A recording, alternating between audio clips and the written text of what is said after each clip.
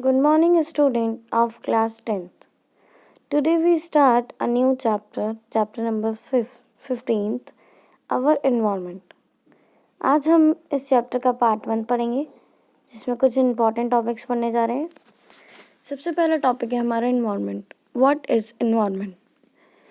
Environment is sum total of everything around an organism including both living and non-living component।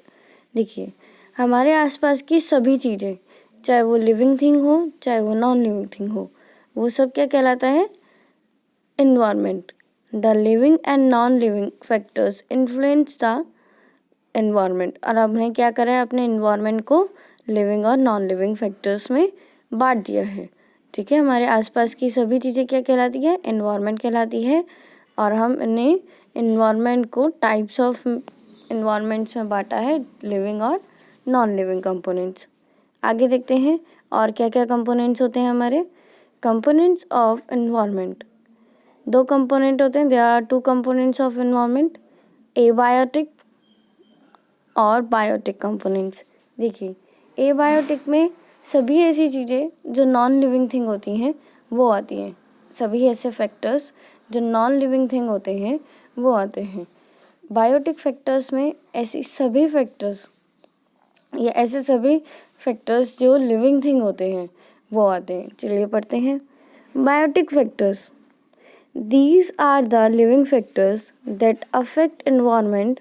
It includes, देखिए, ये ऐसे factors है जो affect करते हैं हमारे एनवायरनमेंट को। ठीक है, जैसे grazing animals, insects, lichens, humans, parasites, plant, tree, सब क्या होते हैं? बायोटिक फैक्टर्स होते हैं। जैसे आपको पिक्चर में दिखाई दे रहा है ना, ये एनिमल, प्लांट, है ना, ये इंसेक्ट्स, सब क्या होते हैं? बायोटिक फैक्टर्स होते हैं। इवन हम ह्यूमन बींग्स भी क्या हैं? बायोटिक फैक्टर्स, जिन्हें जिंदा रहने के लिए पानी, हवा की ज़रूरत है ना। आगे देखते हैं, एबायोटिक फैक्टर्स के बारे में पढ़ते हैं। They are non living factors. ये कौन से फैक्टर्स होते हैं? नॉन लिविंग फैक्टर्स होते हैं, और ये भी हमारे एनवायरनमेंट को अफेक्ट करते हैं। जैसे एग्जांपल के लिए क्लाइमेटिक फैक्टर्स, जितने भी क्लाइमेटिक फैक्टर्स होते हैं like wind, water, light and temperature.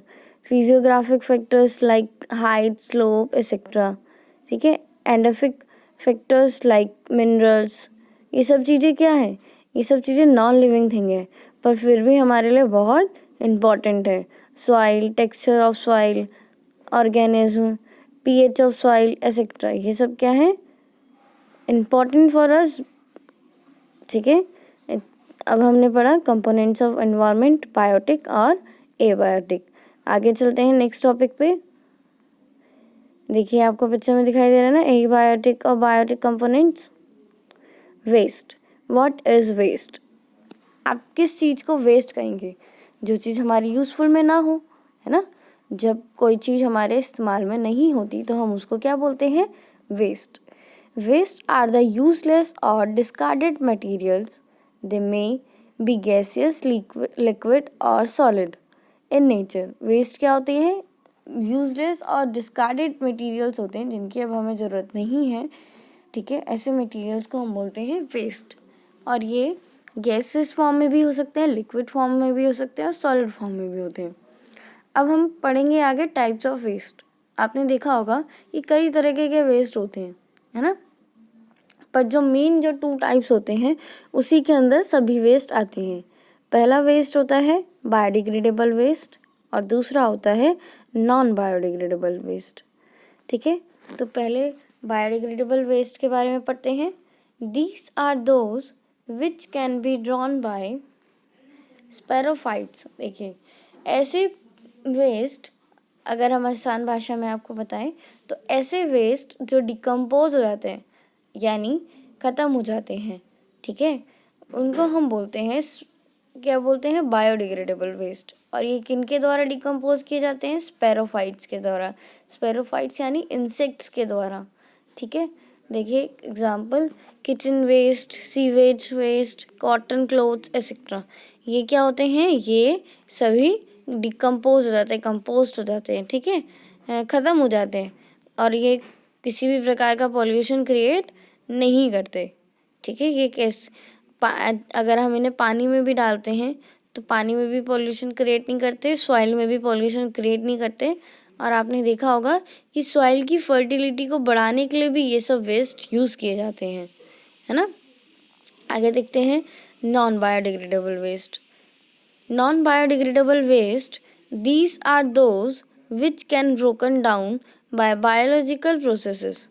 देखिए, जिनको हम केवल बायोलॉजिकल प्रोसेस से ही ब्रोक कर सकते हैं उनको हम बोलते हैं नॉन बायोडिग्रेडेबल वेस्ट। ठीक है, क्या बोलते हैं हम उनको? Non biodegradable waste. देखिए, अब पढ़ते हैं नॉन बायोडिग्रेडेबल वेस्ट के बारे में। These are those which can be broken down by biological processes. ऐसे वेस्ट जिनको हम ब्रोकन कर सकते हैं बायोलॉजिकल प्रोसेस से, उसको हम क्या बोलते हैं? Non biodegradable waste. ठीक है, जैसे प्लास्टिक, पॉलीथीन बैग्स, ये क्या होते हैं? ये लंबे समय तक एनवायरनमेंट में रहते हैं। ठीक है, ये डिकम्पोज नहीं होते, जिसके कारण ये बहुत ज़्यादा पॉल्यूशन क्रिएट करते हैं, चाहे वो वाटर पॉल्यूशन हो, एयर पॉल्यूशन हो। ठीक है, सभी तरीके के पॉल्यूशन क्रिएट करते हैं। ऐसे वेस्ट को हम बोलते हैं, जितने भी प्लास्टिक वेस्ट होते हैं उन सबको हम बोलते हैं नॉन बायोडिग्रेडेबल वेस्ट। मतलब आपको अब समझ में आया कि बायोडिग्रेडेबल वेस्ट और नॉन बायोडिग्रेडेबल वेस्ट क्या होता है? ऐसे वेस्ट जो कंपोस्ट हो जाते हैं, ख़त्म हो जाते हैं समय के रहते, उनको बोलते हैं बायोडिग्रेडेबल वेस्ट। और ऐसे वेस्ट जो ख़त्म नहीं होते और लंबे समय तक इन्वायरमेंट में रहते हैं, जिसकी वजह से पॉल्यूशन क्रिएट होता है, ऐसे वेस्ट को हम बोलते हैं नॉन बायोडिग्रेडेबल वेस्ट। चलिए आगे देखते हैं। Ecosystem. What is ecosystem? It is a structure and functional unit of biospheres comprising living organisms and their interaction with food chains and biological chemical cycle। देखिए, हमारे आसपास की सभी चीज़ें, जिसमें non living thing, living thing, सभी चीज़ें include हो रही है, और उनका फंक्शनल जो भी वर्क है बायोस्फीयर का, ठीक है, लिविंग ऑर्गेनिज्म का या नॉन लिविंग ऑर्गेनिज्म का, जिसमें उनकी बायोकेमिकल साइकिल भी आती है, उनके फूड चेन भी आते हैं। मतलब जो भी हमारे नॉन लिविंग थिंग और लिविंग थिंग की फंक्शनिंग है, उन सभी चीज़ों को हम क्या बोलते हैं? Ecosystem. देखिए, जैसे आपको पिक्चर में दिखाई दे रहा है, लिविंग ऑर्गेनिज्म और नॉन लिविंग ऑर्गेनिज्म, और इन सब से मिलकर क्या बनता है हमारा? Ecosystem. Types of ecosystem, there are 2 types of ecosystem. Natural, जैसे एक्वेटिक, जहाँ पे फ्रेश, जैसे ओशियंस होते हैं, फ्रेश लेक्स होते हैं, ये सब होते हैं नेचुरल इकोसिस्टम्स। ठीक है, या हम फॉरेस्ट कह सकते हैं, ये सब क्या होते हैं? नेचुरल इकोसिस्टम्स होते हैं। नेक्स्ट हम आर्टिफिशियल देखते हैं। आर्टिफिशियल मतलब मैनमेड, जैसे एक्वेरियम, ठीक है, या फिर क्रॉप फील्ड्स या गार्डन, ये सब क्या होते हैं? Artificial ecosystems. ठीक है, ये हमारे द्वारा बनाए गए हैं, मैनमेड द्वारा बनाए गए हैं। ठीक है, आगे देखते हैं टाइप्स ऑफ ऑर्गेनिज्म, और कौन कौन से ऑर्गेनिज्म के टाइप्स है इकोसिस्टम में, अब वो पढ़ेंगे हम। Producers. What is producers? The organism that can make their food by themselves by utilising solar energy. देखिए, ऐसे ऑर्गेनिज्म जो सोलर एनर्जी यानी सन एनर्जी के द्वारा अपना खाना खुद बनाते हैं, ठीक है, उनको हम बोलते हैं प्रोड्यूसर्स। जैसे कि प्लांट्स। कौन होते हैं ऐसे ऑर्गेनिज्म? प्लांट्स होते हैं। ठीक है, जैसे आपको पिक्चर में दिखाई दे रहा है। आगे देखते हैं। नेक्स्ट होते हैं इसमें, नेक्स्ट टाइप है इसमें herbivorous. They are also called primary consumers. Herbivorous कौन होते हैं बेटा? Primary consumers. मतलब हम ये कह सकते हैं कि ये क्या करते हैं, जो हमारा ये क्या था, हमारा प्रोड्यूसर्स थे, उनको कंज्यूम करते हैं, इसलिए ये प्राइमरी कंज्यूमर्स कहलाते हैं। Like deer, rabbit, mouse. ठीक है, और जो हार्बीवोरस होते हैं वो केवल क्या करते हैं, प्लांट्स को ईट करते हैं। जैसे एग्जांपल इसमें आपको दिख रहे होंगे, ठीक है। ऐसे एनिमल्स या ऐसे लिविंग ऑर्गेनिज्म जो केवल प्लांट्स को ईट करते हैं, प्लांट्स खाते हैं, उनको हम बोलते हैं हर्बीवोरस। आगे देखते हैं carnivorous. What is carnivorous? The animal which depends on the other animals for their foods. Carnivorous ऐसे एनिमल्स होते हैं जो दूसरे एनिमल्स पर डिपेंड होते हैं अपने फूड के लिए। मतलब ऐसे एनिमल्स जो दूसरे एनिमल्स को खाते हैं उनको हम क्या बोलते हैं, कार्निवोरस।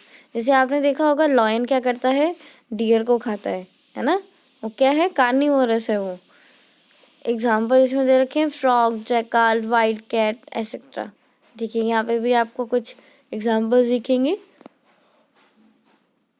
जो आपने जनरली देखे ही होंगे, मतलब आपको पता ही होगा ये सब क्या होते हैं, कार्निवोरस होते हैं। जैसे जगुआर, चीता, लियोपार्ड, लायन, ठीक है, ये सब क्या होते हैं, कार्निवोरस।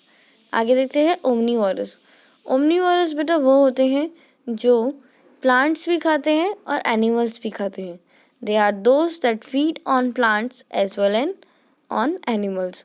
ऐसे लिविंग ऑर्गेनिज्म जो प्लांट पे भी डिपेंड है अपने फूड के लिए और एनिमल पे भी डिपेंड है, उनको क्या बोलते हैं हम, ओमनीवर्स।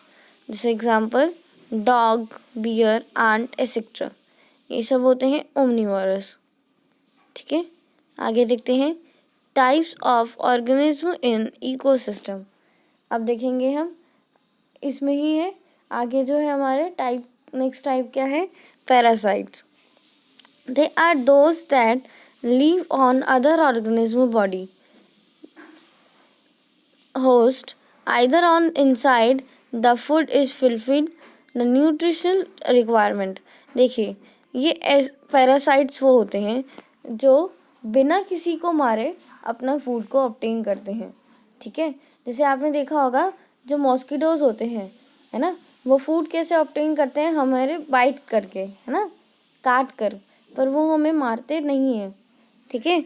तो ऐसे ऑर्गेनिज्म को हम क्या बोलते हैं, हम पैरासाइट्स। जैसे एग्जांपल दे रखा है इसमें प्लाज्मोपोडियम, टैपेवर्म, है ना, स्कारकी, स्नेल्स, ये सब क्या है, ये छोटे छोटे इंसेक्ट्स को या फिर मिट्टी में से मिनरल्स वगैरह निकाल के या हमारे को बाइट करके क्या करते हैं, अपना फूड निकाल लेते हैं। आगे पढ़ते हैं हम डिकम्पोजिटर। डिकम्पोजिटर वो होते हैं, देखिए मैंने आपको स्टार्टिंग में बताया था व्हाट इज़ बायोडिग्रेडेबल वेस्ट, और मैंने आपको बताया था कि वो कंपोस्ट हो जाता है ना, ख़त्म हो जाता है। कैसे, किन के कारण होता है, माइक्रो ऑर्गेनिज्म के कारण। What is micro organism? ऐसे ऑर्गेनिज्म जिनको हम माइक्रोस्कोप की मदद से देख सकते हैं वो होते हैं माइक्रो ऑर्गेनिज्म, ठीक है। और वो कहाँ से, माइक्रो ऑर्गेनिज्म कहाँ से अपना फीड लेते हैं, वो डेड और डिकेइंग जो एनिमल्स या जो ऑर्गेनिक मैटर मर जाते हैं, सड़ जाते हैं, ठीक है, वो वहाँ से अपना फीड लेते हैं, खाना लेते हैं।